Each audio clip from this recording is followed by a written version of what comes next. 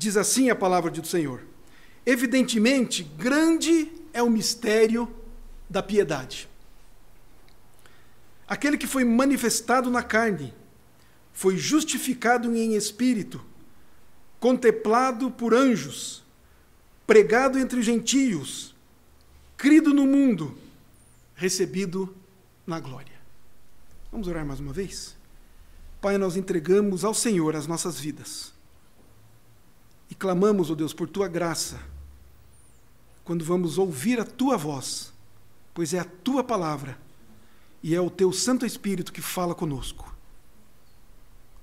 Assim cremos e assim clamamos ao Senhor pelos Teus cuidados, em nome de Jesus. Amém. A encarnação de Jesus Cristo. As implicações, o significado. Jesus Cristo nasceu. E o que isso significa?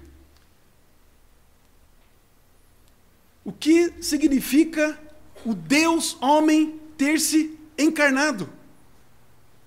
O que significa Jesus Cristo ter se feito carne? Deus ter se feito carne significa ter se tornado humano. Deus, homem. Cristo ter se manifestado em carne significa que ele se humilhou.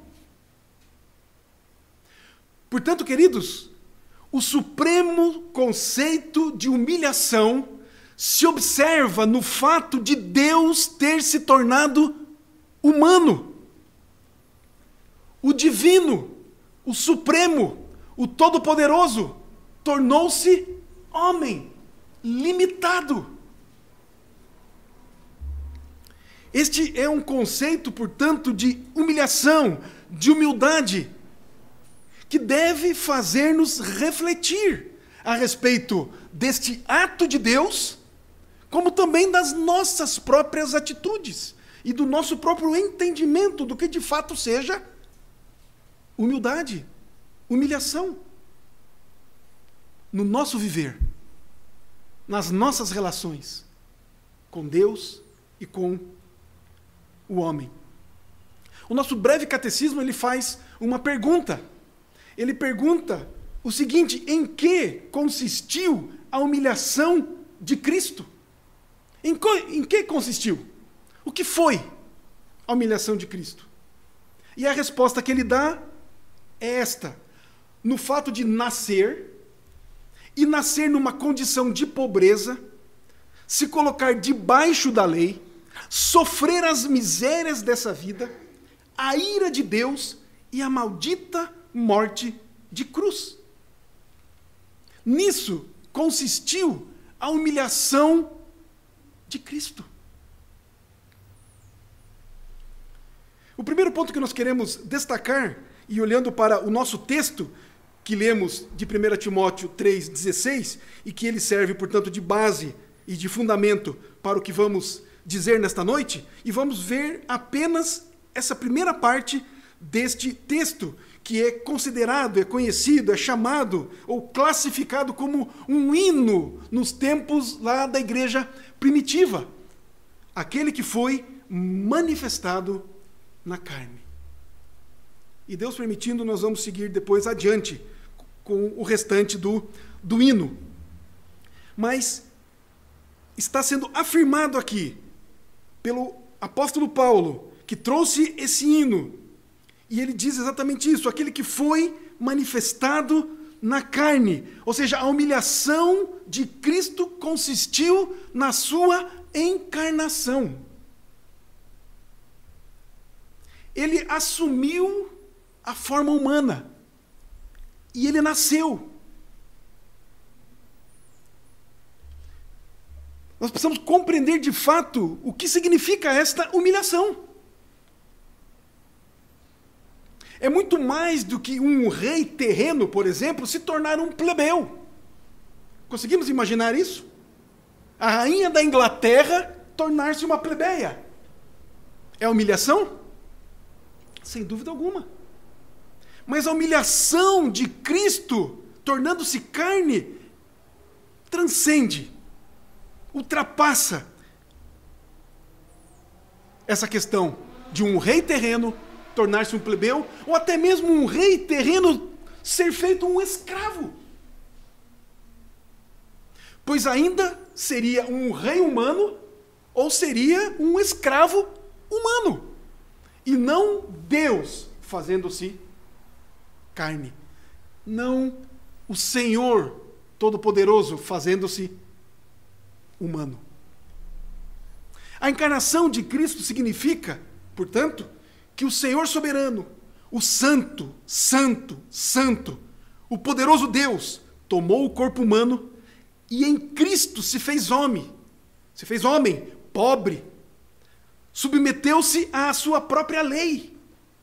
Teve sede, fome, cansaço físico. Submeteu-se, portanto, às misérias humanas.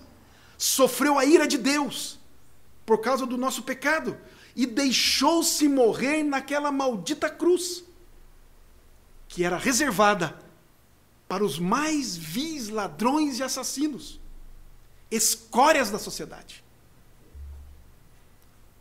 Nisso consiste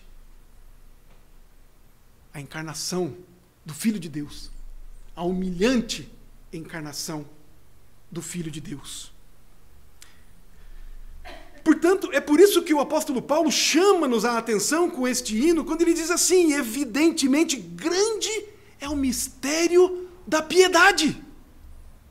E ele vai descrever aqui, então, neste hino, que vem da encarnação e vai até a glória, o que é a verdadeira piedade.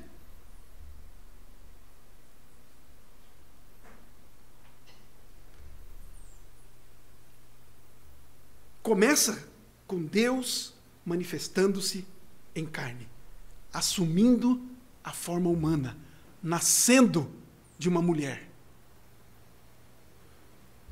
Thomas Watson disse o seguinte: na criação, o homem foi feito à imagem de Deus. Na encarnação, Deus foi feito à imagem do homem.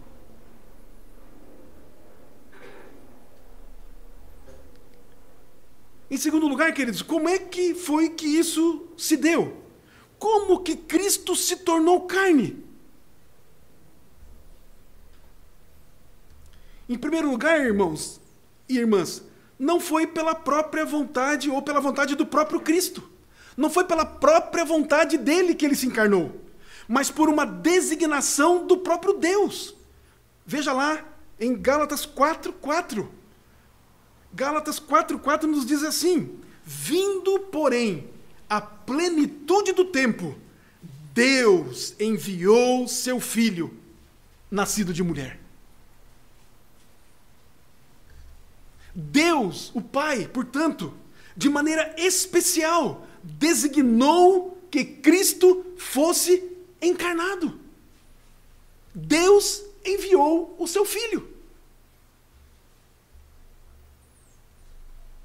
Isso vai mostrar para nós, queridos, também vai mostrar para nós, que é necessário um chamado antes de nós nos envolvermos em qualquer atividade de grande importância. É necessário um chamado. E nós acabamos de orar aqui pelos missionários, não foi? Quando alguém se acha, se vê, se compreende um missionário, sente, vamos dizer assim, um desejo de ir às missões, de sair do seu canto, do seu meio, ele só deve fazê-lo se ele de fato tiver um chamado. Se ele verdadeiramente for comissionado pelo próprio Deus. E de que maneiras ele vai saber isso? São diversas as maneiras. Obviamente que há no seu próprio coração a convicção dada pelo Santo Espírito do Senhor. Além do entendimento que ele deve ter, como todos nós, de que todos, sendo missionários, devemos pregar a palavra.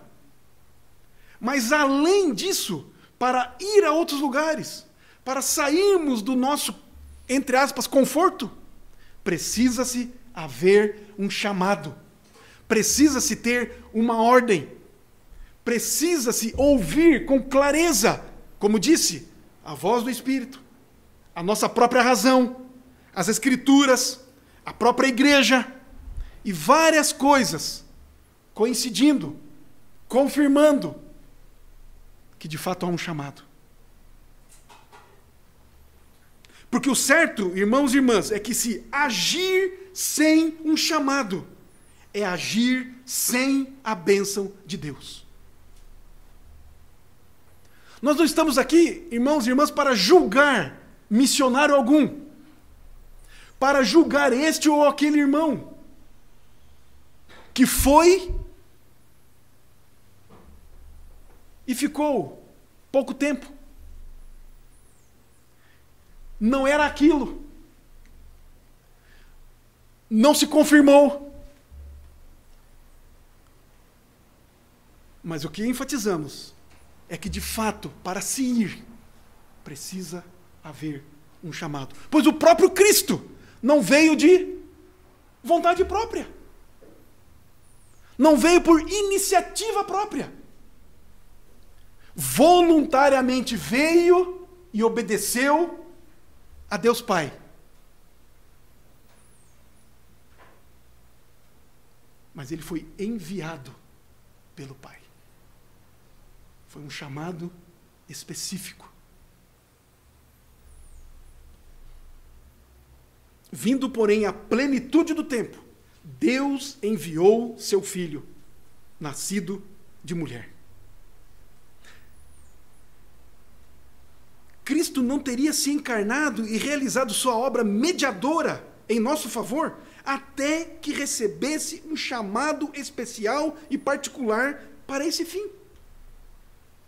Cristo não viria, como também não seria enviado pelo próprio Deus, se todas as coisas, a plenitude do tempo, não houvesse chegado. Se todas as coisas não tivessem sido já preparadas. Cristo não veio um dia antes, nem um dia depois. Um momento antes, nem um momento depois. Foi na plenitude do tempo. Foi no tempo exato. Foi no tempo controlado por Deus que Deus enviou o seu Filho. E Jesus Cristo, o Filho de Deus, o Filho amado de Deus, foi obediente, acatando a designação do próprio Deus, do seu Pai, para se fazer homem. Cristo foi obediente aceitando a incumbência de morrer pelos eleitos, pelos filhos de Deus, pelo povo de Deus. Cristo ainda mais foi obediente quando num dos momentos mais difíceis da sua missão como Filho de Deus aqui nesta terra, no Getsêmani, em oração ele disse, conforme está registrado por Lucas no capítulo 22, versículo 42, ele disse o seguinte: Pai, se queres, passa de mim esse cálice. Contudo, não se faça a minha vontade, e sim a tua. E olha o que interessante o que nos diz o verso 43, depois desta palavra de Jesus. O verso 43 diz o seguinte: então lhe apareceu um anjo do céu que o confortava. Diante da tribulação, diante e prestes a ser preso e morrer naquela cruz, debaixo de todo o pecado da humanidade. Ele ali no Getsêmani, suando sangue, ele ora ao seu Pai e ele diz aquelas palavras. E imediatamente o anjo do Senhor vem confortá-lo. Porque ele tinha um chamado. Porque ele obedeceu ao Senhor. Porque ele voluntariamente se entregou em favor dos pecadores, em favor do seu povo.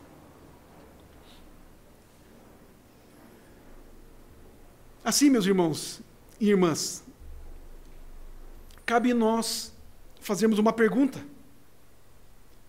Por que é que Cristo fez de fato isso?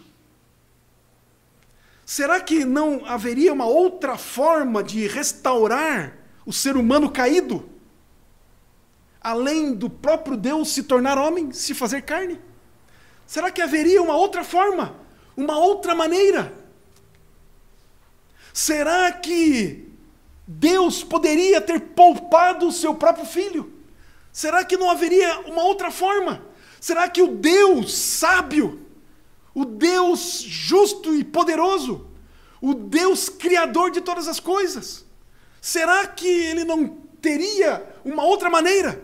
Será que a sua criatividade era limitada? É certo que nós não podemos e nem devemos especular sobre um assunto tão profundo e tão sério. Mas nós devemos simplesmente crer que esse Deus soberano, que esse Deus sábio e criador, ele considerou ser o melhor caminho para redimir o pecador. Redimir a mim, a você, os filhos de Deus, os eleitos do Senhor desde antes da fundação do mundo.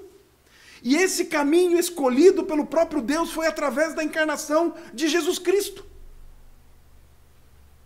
Irmãos e irmãs, não foi apenas o melhor caminho, foi o único caminho, a única maneira.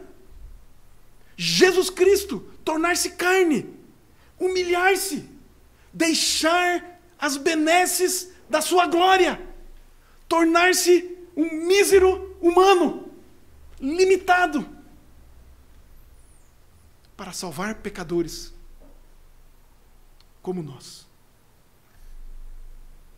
Portanto, queridos, Cristo, sendo tanto Deus quanto homem, foi e é o único capaz de satisfazer a justiça de Deus e realizar plena e eficazmente a maravilhosa obra da redenção do seu povo.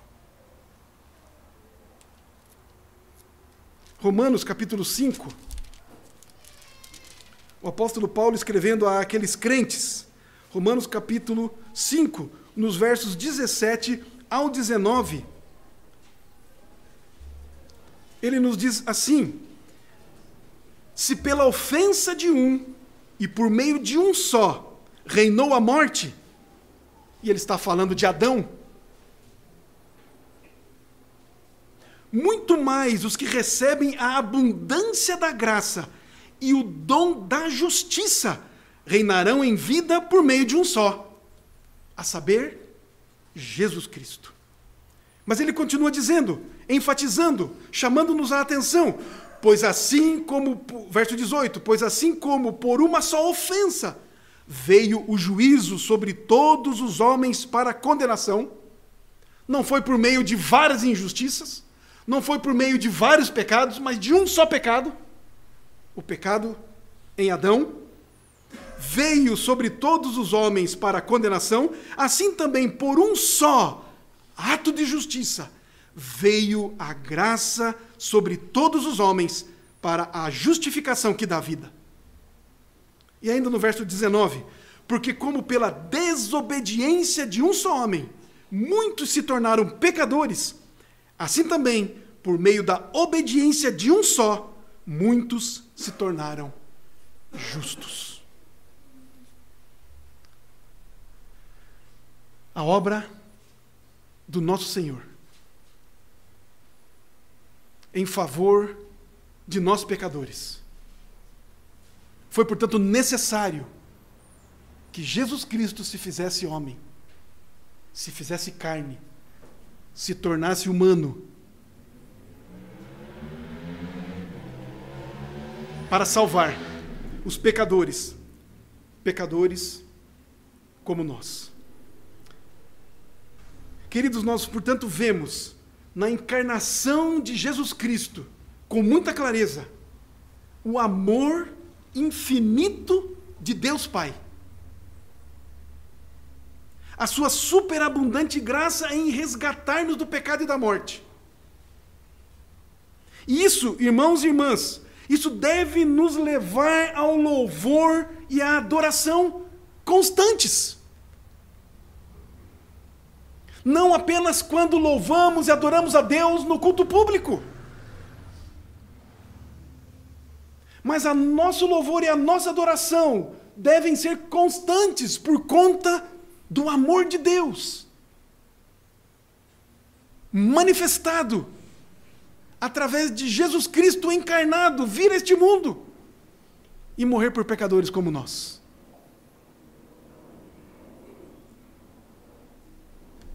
Este amor de Deus deve estar sempre muito presente, muito claro na nossa mente e no nosso coração. Em todo o tempo.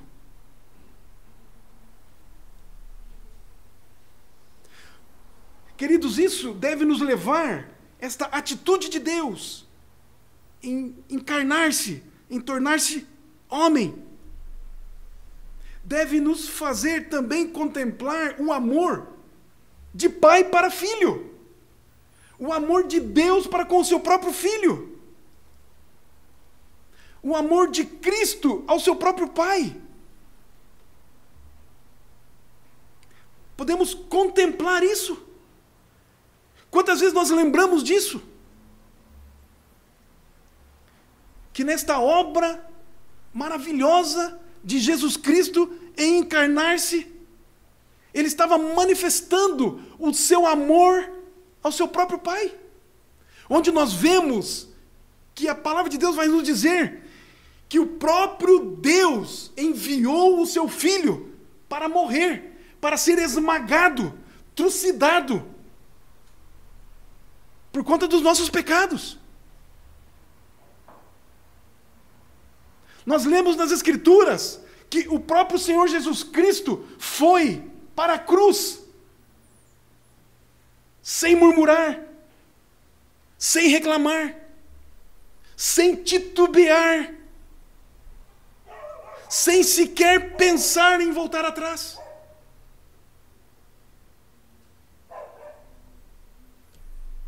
Em obediência ao Pai, por ter decidido obedecer a Deus Pai, desde antes da fundação do mundo. Contemplar, portanto, o amor de Deus para com o seu Filho. Eis o meu Filho amado, em quem tenho prazer. Foram as palavras do próprio Deus, no batismo de Jesus Cristo, no início do seu ministério.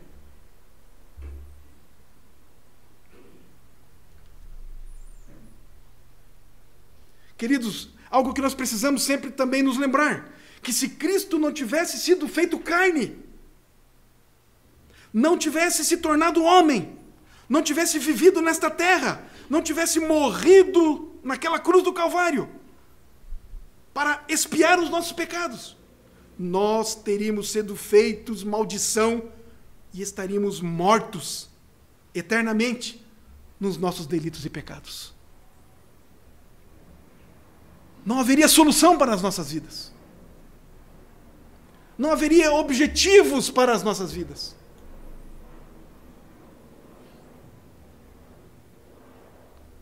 Andaríamos errantes, sem rumo, como Paulo fala aos Efésios no capítulo 2. Nos primeiros versos. Eu creio que os irmãos se lembram muito bem. E nós vamos aqui recordar juntos apenas algumas frases do capítulo 2 de Efésios. Ele vos deu vida, estando vós mortos nos vossos delitos e pecados.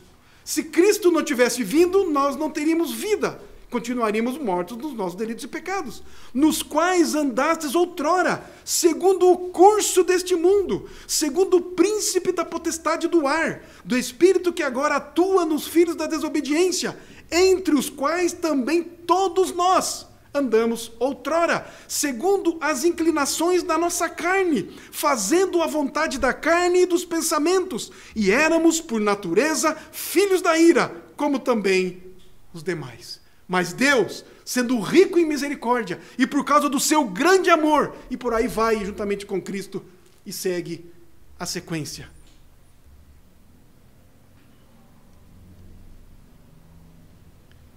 Portanto, se Cristo não tivesse sido feito carne, nós teríamos sido feito maldição e estaríamos mortos eternamente nos nossos delitos e pecados. Portanto, queridos, olhando para esta palavra, olhando para essa doutrina da encarnação do Senhor Jesus Cristo, nós precisamos olhar para a nossa própria vida. O que isso tem a ver conosco? O que isso significa para nós? Queridos, nós somos chamados a imitarmos a Cristo. Claro que não nos encarnarmos em qualquer outra coisa. Obviamente que não. Mas imitarmos a Cristo no seu amor. Imitarmos a Cristo na sua obediência. Pois nós somos agora de Cristo. Ele nos comprou. Agora nós somos um com Ele. Agora nós não andamos mais errantes, sem rumo e sem dono. Agora nós somos de Cristo. Agora nós estamos em Cristo. Somos chamados, convocados a andarmos como Cristo, a vivermos como Ele viveu. Somos chamados, queridos, a amarmos os pecadores como Cristo nos amou. E oferecermos a esses pecadores o evangelho da salvação. Jesus Cristo.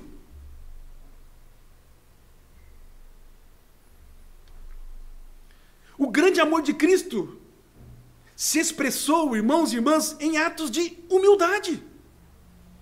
Atos de humildade e de obediência.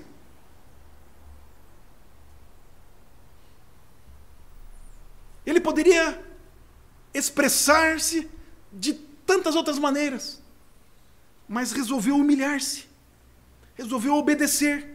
Ele, portanto, é o nosso padrão de vida, é o nosso exemplo. Queridos, o sacrifício de Cristo na encarnação é grande prova do seu amor. E esse amor, este ato de Deus, ele deve nos constranger a vivermos como Ele. Apesar disso tudo, exceder o nosso entendimento. Apesar de nós não compreendermos de fato como se deu isso. O fato é que aconteceu. Deus se fez carne e habitou entre nós, cheio de graça. E vimos a sua glória, glória como do unigênito do Pai. Nós não podemos de forma alguma, irmãos e irmãs, passarmos indiferentes quanto a isso. Quando daqui uns dias a humanidade, ou quase toda a humanidade, uma boa parte dela celebra o Natal. Uma grande parte celebra Papai Noel, sabemos disso. Mas uma parte da cristandade celebra o Natal de Jesus. Não podemos jamais passarmos indiferentes quanto a isso. Quanto a essa obra especial, maravilhosa de Jesus Cristo e o que ela mostra para nós, o que ela nos ensina, o que implica para nós, no que nos move, a que ela nos conduz, a humildade, a obediência, a vivermos como Cristo, a olharmos o mundo com os olhos de Cristo.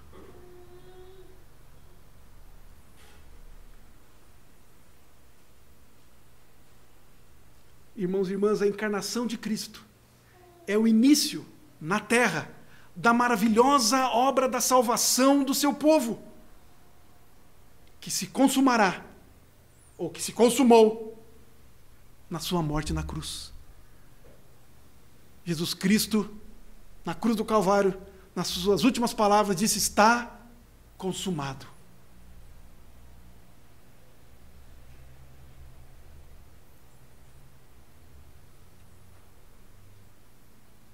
Para encerrar, irmãos e irmãs, quero ler junto com vocês. Vamos fazer isso a uma só voz.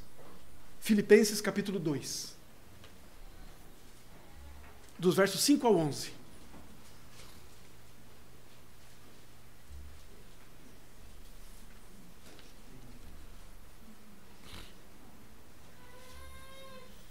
E eu convido a amada igreja que nos coloquemos em pé para lermos juntos Filipenses 2, de 5 a 11.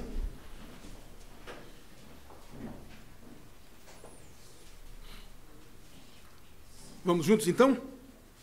Tende em vós o mesmo sentimento que houve também em Cristo Jesus, pois ele, subsistindo em forma de Deus, não julgou como usurpação o ser igual a Deus.